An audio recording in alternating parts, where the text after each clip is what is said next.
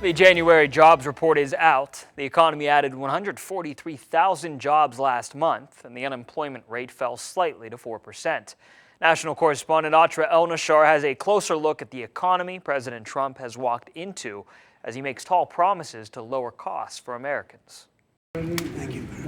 Perhaps the only thing former President Biden and President Trump have in common is ownership of the January jobs report. 1 month that saw two presidents and slower than expected job growth. Average hourly wages grew 4.1% over the past 12 months. That's faster than the rate of inflation. You kind of expect a period of time after inflation starts to come down that wage increases are higher than inflation to kind of bring things back to where they were. Cornell's Erica Grosjean, former commissioner of the Bureau of Labor Statistics, taking notice of an uptick in cuts to temporary jobs. As companies pull back on their temp hiring or release their temporary help workers, then that can often be predictive of longer-term job losses. As for what everyday Americans think is in store for the economy, new data from Gallup shows the country is split between those who think unemployment will increase or decrease. But levels of optimism about economic growth are the highest Gallup has recorded in 7 years. The election proved more voters trusted Donald Trump than Kamala Harris to handle the economy. But will he live up to their expectations? I don't have a timeline,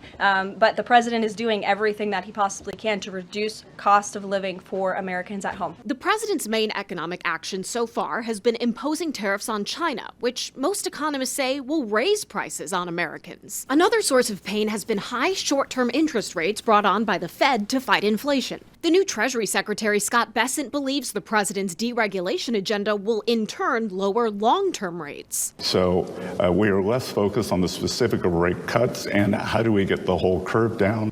Consumers were relieved when President Trump decided to pause plans for tariffs on Canadian and Mexican goods. Now the U.S. will negotiate with each country on demands for border security.